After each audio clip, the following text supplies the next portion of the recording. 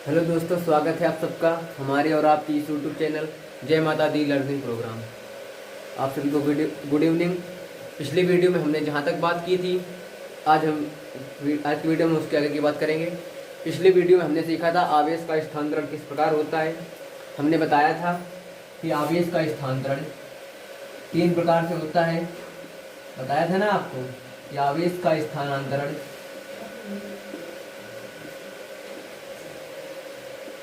3 प्रकार से होता है। कितने प्रकार से? 3 प्रकार से। आप लोग जहाँ पर भी पढ़ रहे हैं, अपने रूम वगैरह में जहाँ पर भी, घर पर रजिस्टर पेन ले लें और मेरे साथ लिखते जाएं।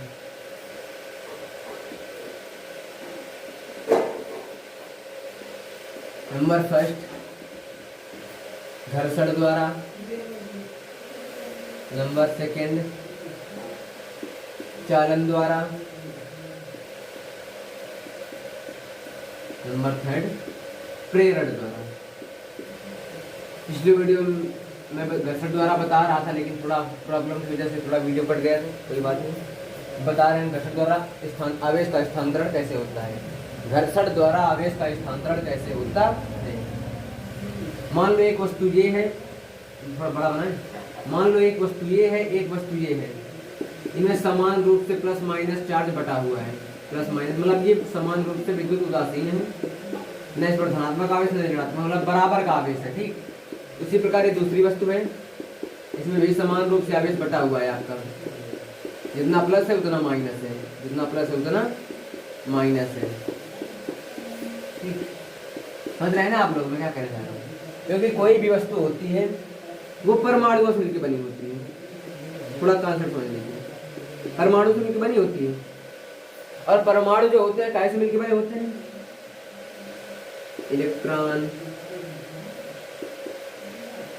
प्रोटॉन, इलेक्ट्रॉन, प्रोटॉन और न्यूट्रॉन। इलेक्ट्रॉन, प्रोटॉन और न्यूट्रॉन। तो जो आपका कोई परमाणु होता है, एटम होता है, वो इलेक्ट्रॉन, प्रोटॉन और न्यूट्रॉन से मिलकर बना होता है। जिसमें कि न्यूट्रॉन आपका विद्युत उदासीन होता है। न्यूट्रॉन क्या होता है? उदासीन, मतलब इस पर कोई चार्ज नहीं होता है। इलेक्ट्रॉन होता है आपका ऋणात्मक आवेश पर होता है। इलेक्ट्रॉन में ऋणात्मक आवेश होता है, मतलब निगेटिव चार्ज होता है। इसमें कैसा चार्ज होता है? ऋण आवेश होता है, ये ऋणात्मक आवेश होता है। अब बात करें प्रोटॉन की, बात कर रहे हैं प्रोटॉन की। तो प्रोटॉन में जो होता है धनात्मक आवेश होता है। दिखाई दे रहा है ना, लिख रहा होगा शायद। प्रोटॉन में धनात्मक आवेश होता है। ठीक, तो हमने कोई भी अगर पदार्थ है वो परमाणुओं से मिलकर बना होता है। परमाणु इलेक्ट्रॉन, प्रोटॉन और न्यूट्रॉन से बने होते हैं। जिसमें कि न्यूट्रॉन विद्युत उदासीन होता है, मतलब इसमें कोई चार्ज नहीं होता, ना पॉजिटिव ना निगेटिव। और जो आपका जो इलेक्ट्रॉन होता है इसमें ऋणात्मक आवेश होता है। इलेक्ट्रॉन में ऋणात्मक आवेश होता है और प्रोटॉन में धनात्मक आवेश होता है। सारा कॉन्सेप्ट क्लियर? नेक्स्ट, अगर ये दो वस्तुएं हैं जिनमें समान रूप से इलेक्ट्रॉन, प्रोटॉन है। मान लिया कि इस वस्तु में 10 इलेक्ट्रॉन है और 10 प्रोटॉन है। उदासीन का मतलब 10 इलेक्ट्रॉन है, 10 प्रोटॉन है, तो आपस में एक दूसरे को उदासीन कर देंगे। ये माइनस का है, ये प्लस का है, एक दूसरे को बराबर कर देंगे। इसमें मान लो 12 इलेक्ट्रॉन है, 12 प्रोटॉन है। 12 इलेक्ट्रॉन है, 12 प्रोटॉन है। ठीक, और इसमें आपके 10 इलेक्ट्रॉन है और 10 प्रोटॉन है। अगर हम इन दोनों को आपस में रगड़ दें, तो रगड़ने से क्या होगा? हमने अपनी एनर्जी वेस्ट की। हमने अगर अपनी एनर्जी वेस्ट की है, अगर एनर्जी वेस्ट कर रहे हैं, तो फिर वो एनर्जी कहाँ जाएगी? इनकी बाहरी कक्षाओं में जो चक्कर लगे हुए इलेक्ट्रॉन कुछ इस प्रकार चक्कर लगाते हैं ना, ऐसे कोई बंद वृत्ताकार कक्षाओं में इलेक्ट्रॉन चक्कर लगाते हैं, सीधा चक्कर लगाते हैं। यहाँ पे प्रोटॉन और न्यूट्रॉन होते हैं और यहाँ पर इलेक्ट्रॉन इस तरह चक्कर लगाते होते हैं, आवारागर्दी कर रहे होते हैं। अगर हमने अपनी एनर्जी वेस्ट की है, तो फिर ये बाहरी कक्षा में जो इलेक्ट्रॉन ये टहल रहे हैं, इनमें मिल जाएगी? नहीं, किसी को मिल जाएगी। और इनमें जिस इलेक्ट्रॉन को ऊर्जा मिलेगी वो शांति से नहीं बैठेगा, वो अपनी कक्षा छोड़ के दूसरे के यहाँ चला जाएगा। उसी प्रकार इसमें अगर हमने इनको रगड़ा है, समझ रहे हैं ना, अगर हमने इन दोनों को रगड़ा है, तो रगड़ने में हमने अपनी ऊर्जा वेस्ट की है, अपनी एनर्जी वेस्ट की है, मेहनत की है। तो फिर इनकी बाहरी कक्षा में जो इलेक्ट्रॉन है वो ऊर्जा इनको मिल गई। इलेक्ट्रॉन ऊर्जा पाने के बाद आवारागर्दी में उतर गया, बदतमीजी में उतर आया और ये अपनी कक्षा छोड़ के इसमें आ गया। अपने घर छोड़ के इसमें आ गया, अपने घर को छोड़ के इसके घर में घुस गया, जबरदस्ती घुस गया। मान लो इसके यहाँ 2 इलेक्ट्रॉन आ गए, इसके यहाँ 12 इलेक्ट्रॉन थे, 2 इलेक्ट्रॉन इसके पास आ गए। अब देखो इसके पास कितने इलेक्ट्रॉन थे, पहले 10 थे, 2 इसके और आ गए, 10 बराबर प्लस 2 बराबर 12 इलेक्ट्रॉन। अर्थात इसमें कितने इलेक्ट्रॉन हो गए। अब तो मान लो ये गोला ए है, ये गोला बी है, इस समझ में आएगा। ठीक, तो गोले ए में कितने इलेक्ट्रॉन हो गए, ए में हो गए 10 पहले थे, 2 ये आ गए, 12 हो गए। प्रोटॉन कितने थे, प्रोटॉन तो भाई साहब 10 थे। अब देखो 10 प्रोटॉनों द्वारा 10 इलेक्ट्रॉन निरावेशित हो जाएंगे, क्योंकि 10 प्लस का है, 10 माइनस का है, कैंसिल कर देंगे दूसरे को। लेकिन ये 2 बचेंगे और, क्योंकि ये दोनों उदासीन हैं, 2 और आ गए। जब 2 इलेक्ट्रॉनों की अधिकता हो गई, 2 इलेक्ट्रॉनों की अधिकता हो गई, और जब इसमें अगर 2 इलेक्ट्रॉन अधिक हैं, मैंने ये बताया कि इलेक्ट्रॉन में ऋणात्मक आवेश होता है। अब अगर इसमें 2 इलेक्ट्रॉन अधिक हो गए, इसमें कितना आवेश होगा, 2 इलेक्ट्रॉनों कितना, अगर इसमें 2 इलेक्ट्रॉनों कितना आवेश होगा, 2 इलेक्ट्रॉनों कितना आवेश होगा, या 2e आवेश, सीधा लिख सकते हैं 2e आवेश, इतना इस पर आवेश होगा। वो भी काहे का, इलेक्ट्रॉन निगेटिव चार्ज होता है, इलेक्ट्रॉन में निगेटिव चार्ज होता है, तो इस पर आवेश जो होगा वो ऋणात्मक होगा। अब बात कर रहे हैं गोले बी की, बात कर रहे हैं गोले बी की, ध्यान से देखो, बात कर रहे हैं गोले बी की। गोले बी पे पहले कितने इलेक्ट्रॉन थे, 12 इलेक्ट्रॉन थे। ए बाबू ए भैया देखो इधर, गोले बी पे 12 इलेक्ट्रॉन थे, 12 थे, 2 चले गए, 12 इलेक्ट्रॉन थे, 2 चले गए, घर छोड़ के चले गए, छोड़ छाड़ के चले गए, छोड़ छाड़ के चले गए, बेचारे अकेला कर दिया हमको, छोड़ के चले गए। 12 थे, 2 चले गए, बचे कितने, 10 इलेक्ट्रॉन। बचे कितने, 10 इलेक्ट्रॉन। 12 प्रोटॉन थे बाबू, देखो इधर 12 प्रोटॉन थे, 10 इलेक्ट्रॉन हैं। अब 10 प्रोटॉनों द्वारा 10 इलेक्ट्रॉन तो उदासीन हो जाएंगे, ये 0 कर देंगे, मतलब उदासीन कर देंगे, एक दूसरे को प्रभाव को निष्क्रिय कर देंगे, एक दूसरे को मार नहीं देंगे, एक दूसरे के प्रभाव को निष्क्रिय कर देंगे। ठीक, एक दूसरे को बराबर कर देंगे, ना इसका कोई असर रहेगा ना इसका असर रहेगा। बचे 2 प्रोटॉन आपके, बचे कितने, 2 प्रोटॉन बचे आपके, 2 प्रोटॉन जब आपके बचे, इसमें 2 प्रोटॉन कितना आवेश होगा, 2p आवेश, या 2p मतलब क्या, या प्लस का 2e आवेश कह सकते हैं, क्योंकि इलेक्ट्रॉन और प्रोटॉन में जो आवेश की मात्रा होती है वो बराबर होती है। जितना इलेक्ट्रॉन में आवेश होता है उतना आवेश प्रोटॉन में होता है। फर्क बस इतना है कि इलेक्ट्रॉन में ऋणात्मक आवेश होता है और प्रोटॉन में धनात्मक आवेश होता है। समझ में आया ना मैंने जो बताया, नहीं समझ में आया, और बताएं एक बार फिर से, चलो एक बार और देखो, फिर से देखो।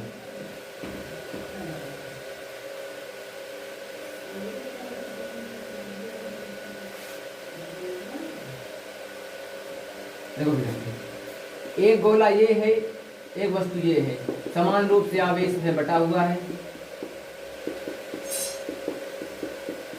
ठीक, और समान रूप से आवेश बटा हुआ समान आवेश है। मान लो इसमें कि 6 इलेक्ट्रॉन है, इसमें 5 इलेक्ट्रॉन है, इसमें 6 इलेक्ट्रॉन है, उदासीन है 6 प्रोटॉन भी होंगे, 5 इलेक्ट्रॉन है तो 5 प्रोटॉन भी। अगर उदासीन है तो जितने इलेक्ट्रॉन होंगे उतने ही प्रोटॉन होंगे। अब अगर इनमें इनको हम आपस में रगड़ दें, वैसे इनको हम आपस में रगड़ दें, तो मान लो इससे 1 इलेक्ट्रॉन इसमें चला गया, इसका 1 इलेक्ट्रॉन इसमें चला गया। इसमें पहले कितने इलेक्ट्रॉन थे, ये ए है ये बी है, लिख सकते हैं बी में पहले इलेक्ट्रॉनों की संख्या कितनी थी, ये लिखने लेकर समझने के लिए है। पहले इलेक्ट्रॉनों की संख्या या पूर्व स्थिति में इलेक्ट्रॉनों की संख्या बराबर कितनी थी, 5। अब लिखेंगे घर्षण के पश्चात, क्या है पश्चात, घर्षण के पश्चात इलेक्ट्रॉनों की संख्या क्या हो जाएगी, 5 प्लस एक और ये आ गया, एक आवारा इलेक्ट्रॉन और आ गया, कितने हो गए, 6 इलेक्ट्रॉन हो गए। पहले 5 थे अब 6 हो गए। प्रोटॉनों की संख्या बात कर रहे हैं, केवल बी की बात कर रहे हैं हम। प्रोटॉनों की संख्या कितनी थी, 5। प्रोटॉन संख्या कितनी थी, 5, और पहले भी 5 थी अब भी 5 है। इलेक्ट्रॉन 6 है, इलेक्ट्रॉन 6 है, प्रोटॉन 5 है, इलेक्ट्रॉन 6 है, प्रोटॉन 5 है। 5 प्रोटॉनों द्वारा 5 इलेक्ट्रॉन निरावेशित होंगे, 5 प्रोटॉनों द्वारा 5 इलेक्ट्रॉन निरावेशित होंगे। एक इलेक्ट्रॉन बचेगा, एक इलेक्ट्रॉन की इसमें अधिकता होगी, इसमें एक इलेक्ट्रॉन की अधिकता होगी, क्योंकि इसी से तो एक गया, उसमें 5 थे, 5 से 5 प्रोटॉन द्वारा 5 प्रोटॉन उदासीन थे, एक चला गया, वही अधिक हो गया, वही आवेश हो गया, उतना ही आवेश, अर्थात इसमें कितना आवेश होगा, 1e आवेश होगा। अब समझ में आ रहा है ना? हाँ आ रहा है सर। चलो और देखो, गोले ए की बात कर रहे हैं, इसको रेज कर दें, रेज कर दें।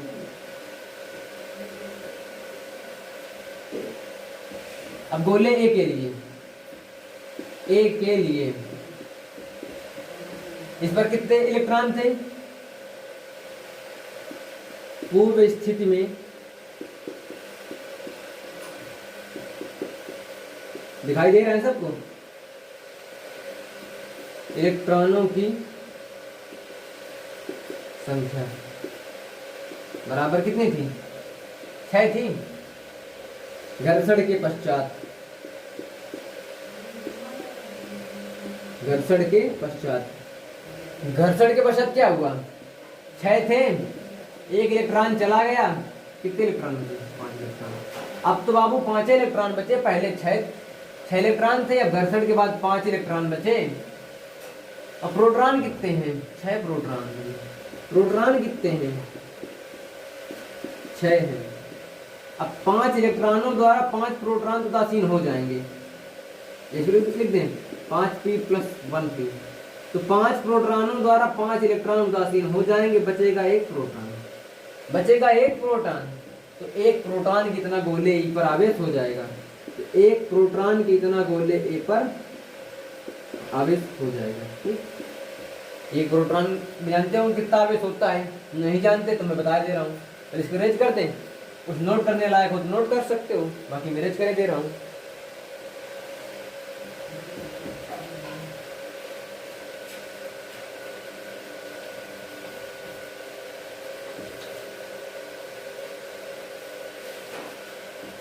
अब बात करेंगे चालन द्वारा, कहे द्वारा, घर्षण द्वारा पढ़ लिया, स्थानांतरण। अब चालन द्वारा, चालन द्वारा आवेश का स्थानांतरण कैसे होता है? चालन द्वारा मतलब चल करके, चालन द्वारा मतलब चल करके, मतलब चलना एक तरीके से कह सकते हैं।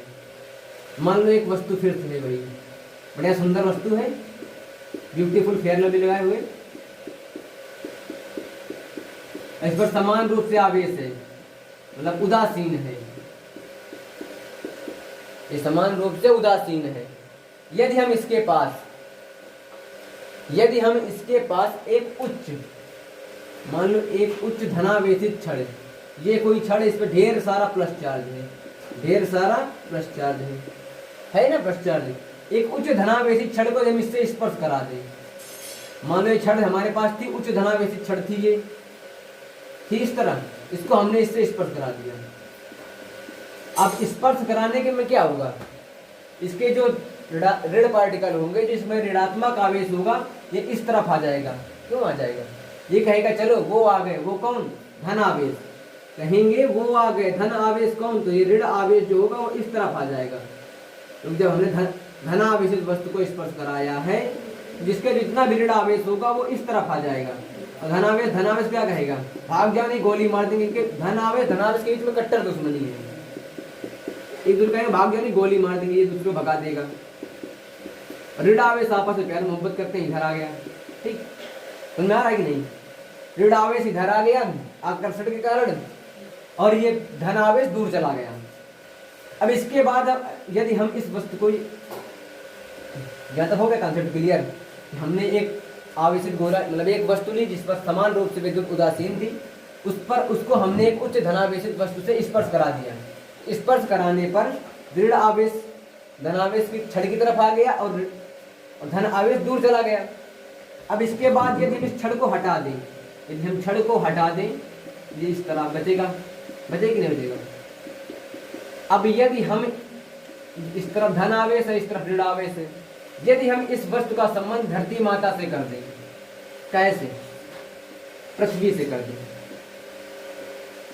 पृथ्वी से अगर हम इस वस्तु का संबंध कर दें तो क्या होगा?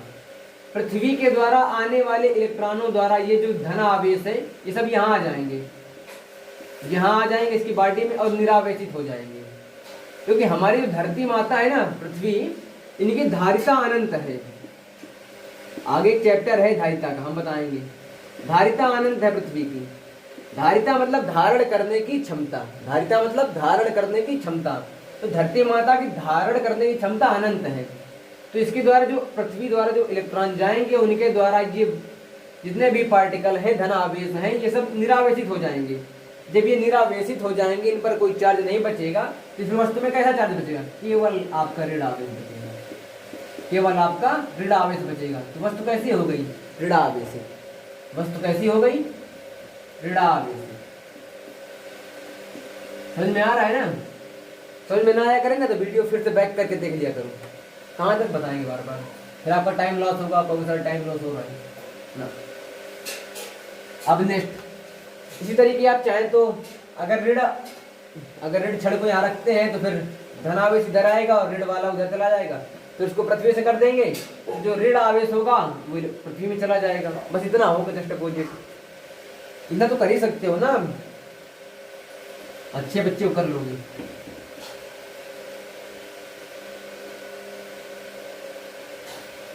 और यही बिल्कुल ऐसा ही कॉन्सेप्ट है प्रेरण द्वारा, बिल्कुल उसमें भी कुछ नया नहीं है।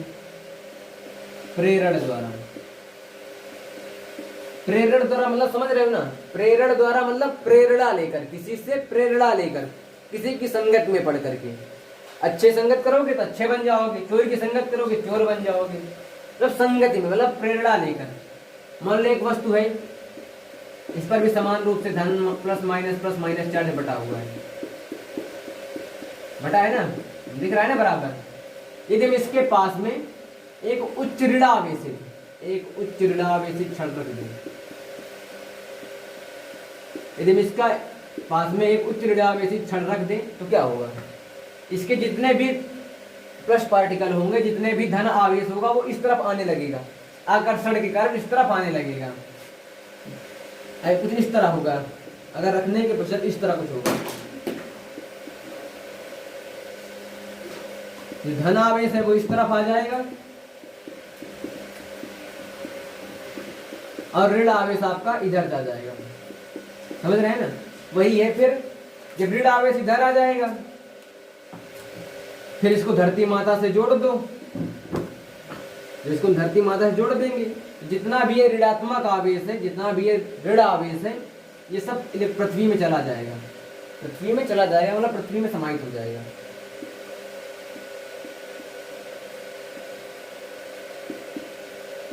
ठीक, ये तो हो गया प्रेरण द्वारा आवेश का स्थानांतरण। तो ये तो आवेश के स्थानांतरण की बात हो गई पूरी। अब बात करेंगे हम आवेश की गणना। मतलब आवेश हम जान तो गए कि सर आवेश कैसे मतलब कैसे आता जाता है, लेकिन हमें ये नहीं पता कि आवेश कितना आता जाता है। हम ये कैसे जानेंगे कि एक वस्तु से दूसरी वस्तु में कितना आवेश गया? ये भी जानना जरूरी है ना कि अगर हम मान लो घर्षण करते हैं चालन द्वारा या प्रेरण द्वारा आवेश का स्थानांतरण कराते हैं, लेकिन हमें ये कैसे पता चलेगा कि एक वस्तु से दूसरी वस्तु में आवेश कितना गया? हमें आवेश की गणना करना भी तो पता होना चाहिए। हम जानेंगे कैसे कि आवेश कितना गया?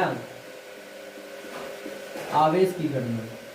ठीक, अभी मैंने बताया अगर हम दो वस्तुओं को रगड़ते हैं,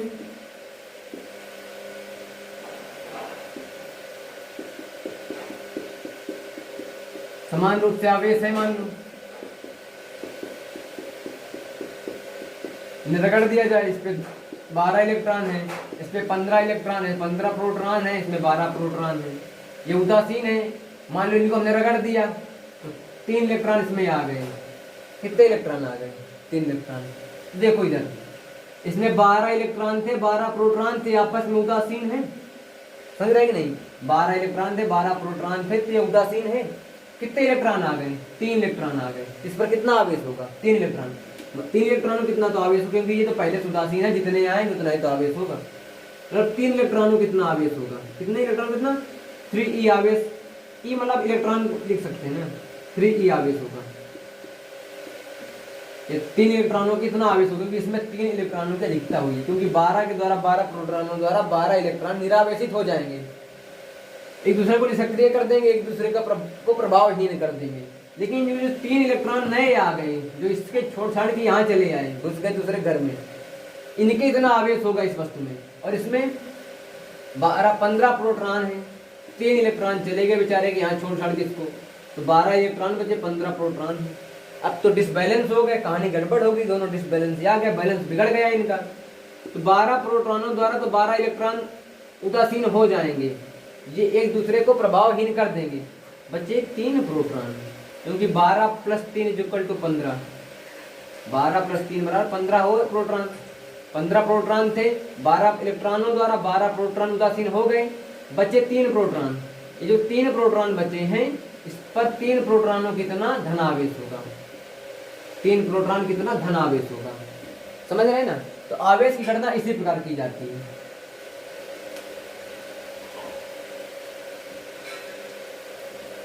यदि किसी वस्तु में, मान लो किसी वस्तु में 1 इलेक्ट्रॉन की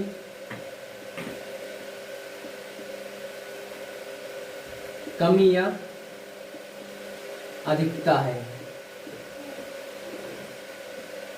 किसी वस्तु में 1 इलेक्ट्रॉन की कमी या अधिकता होने पर आवेश, आवेश को कैसे लिखते हैं, Q से बराबर 1E। अगर 1 इलेक्ट्रॉन की कमी अधिकता है तो आवेश 1E। यदि 2 इलेक्ट्रॉनों की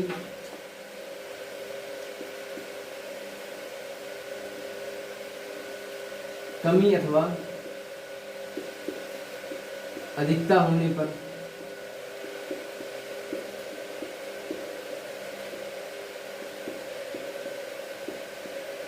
Q बराबर 2E।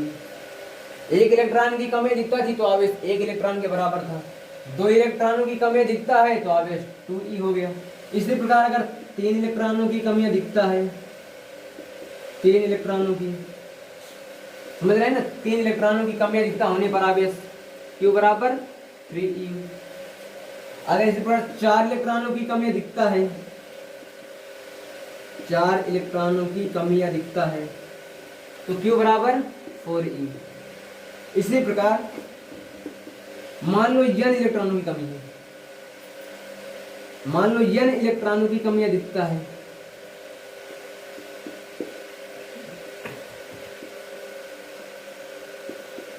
मान लो n इलेक्ट्रॉनों की कमी या अधिकता है, तब आवेश Q बराबर n E।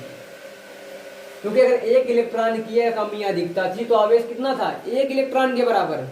अगर 2 इलेक्ट्रॉनों की कमी या अधिकता है तो आवेश कितना था, 2 इलेक्ट्रॉनों के बराबर। अगर 3 इलेक्ट्रॉनों की कमी या अधिकता थी तो आवेश कितना था, 3E के बराबर।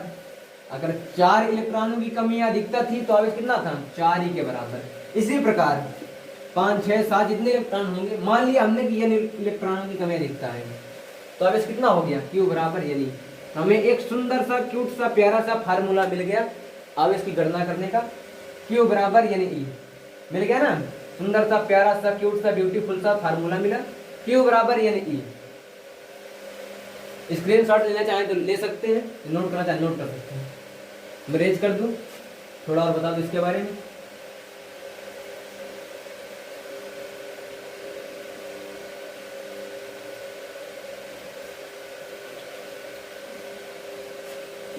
हमें फार्मूला क्या मिला था आवेश की गणना करने का, Q बराबर n E।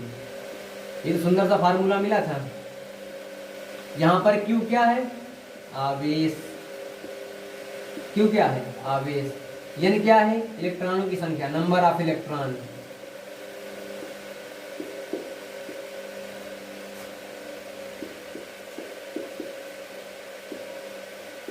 और E क्या है, मूल आवेश या 1 इलेक्ट्रॉन पर आवेश, 1 इलेक्ट्रॉन पर आवेश।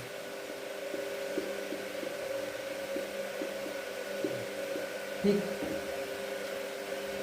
अब कुछ नोट पॉइंट। स्मॉल ई का मान, 1 इलेक्ट्रॉन पर जो आवेश होता है